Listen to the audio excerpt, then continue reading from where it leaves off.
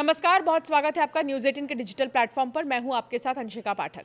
CBI ने NEET UG 2026 paper leak मामले में पुणे से एक और टीचर को गिरफ्तार किया। आरोपी की पहचान senior botany teacher Manisha Gurunath Mandrem के रूप में हुई है। आरोप यह है कि उसने परीक्षा से पहले छात्रों को बॉटनी और जूलॉजी के कई सवाल बताए थे।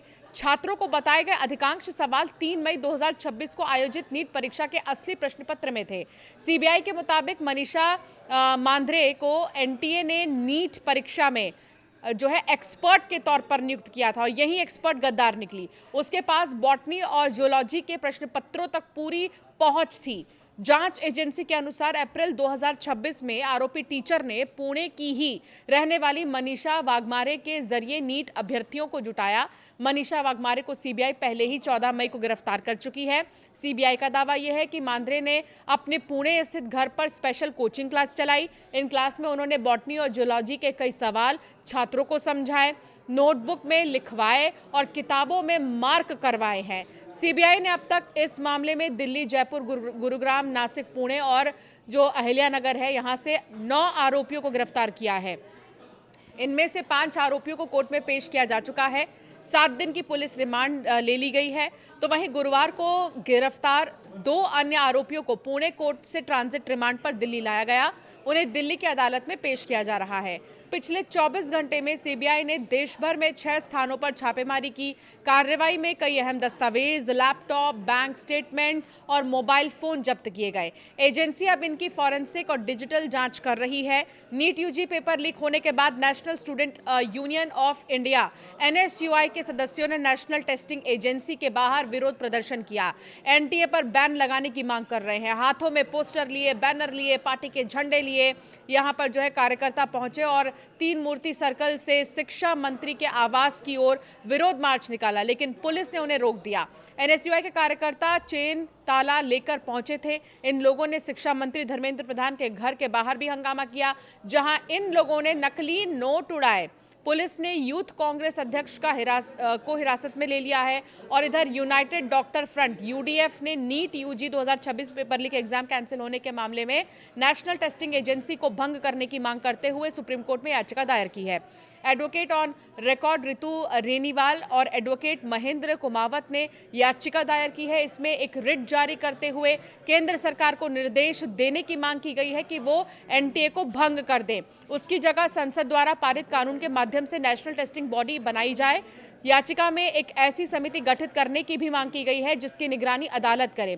इस समिति का काम नेशनल लेवल की परीक्षाएं ऑर्गेनाइज करने की प्रक्रिया की देखरेख करना और ये सुनिश्चित करना होगा कि परीक्षाओं का कोई भी पेपर ना लीक हो। प्रदर्शनकारी यूथ कांग्रेस ने आरोप लगाया कि बीजेपी के नेतृत्व वाली एनडीए सरकार के शासन में ही शिक्षा व्यवस्था पूरी तरह से चरमरा गई है। पिछले 12 साल में लगभग 89 परीक्षाओं के पेपर लीक हो चुके हैं और खुद नीट एग्जाम के पेपर भी 4 बार लीक हो चुके हैं।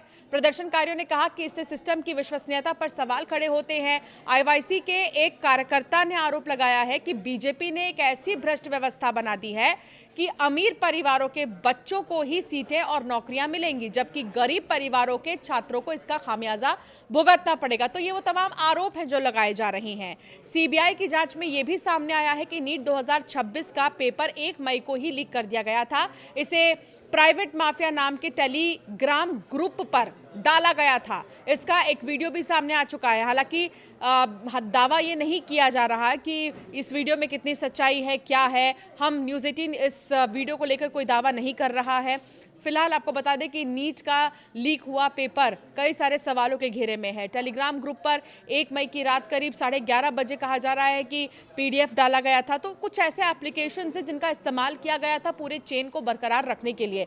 इसकी पड़ताल करने के लिए नीट के तमाम जितने भी जुड़े हुए लोग हैं उनसे पूछताछ की जा रही है। नीट यूजी परीक्षा ऑनलाइन होगी, अब शिक्षा मंत्री ने यह साफ तौर पर कह दिया है। केंद्रीय शिक्षा मंत्री धर्मेंद्र प्रधान ने शुक्रवार को इसका ऐलान किया। उन्होंने माना कि 3 मई को हुई नीट यूजी 2026 की परीक्षा के पेपर लीक हुए हैं। उन्होंने कहा कि हम नहीं चाहते कि कोई गलत कैंडिडेट सिलेक्ट हो जाए, इसलिए हमने बड़ी जिम्मेदारी से परीक्षा रद्द करने का फैसला लिया। अब ये परीक्षा रविवार 21 जून को होगी। 7 मई को गड़बड़ी का पता चला था। एनटीए ने सरकार को बताया कि फिर 12 मई को री एग्जाम का फैसला लिया गया। शिक्षा मंत्री ने कहा कि री एग्जाम में छात्रों को 15 मिनट का एक्स्ट्रा टाइम मिलेगा। छात्र री एग्जाम में अपनी पसंद का सेंटर चुन पाएंगे। इससे पहले 3 मई को यह एग्जाम देश के 551 और विदेशों के 14 शहरों में हुआ था।